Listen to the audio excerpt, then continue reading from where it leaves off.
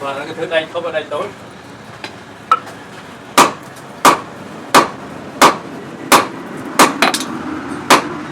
Đường ngon.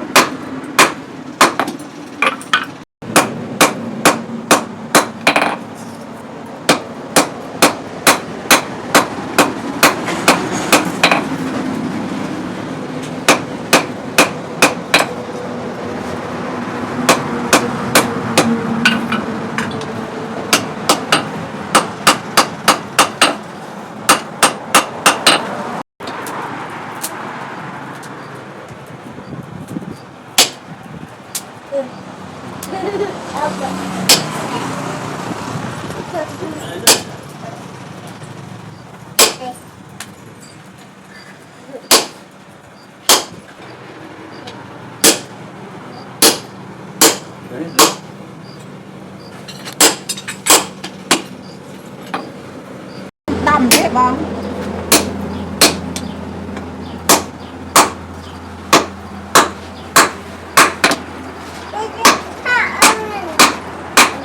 có hộp đây này mang con chiên này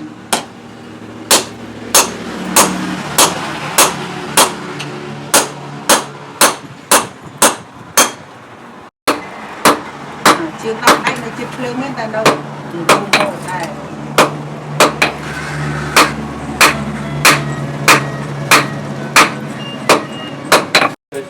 Rồi mỗi viên nó viên học như xuân này là và này xuân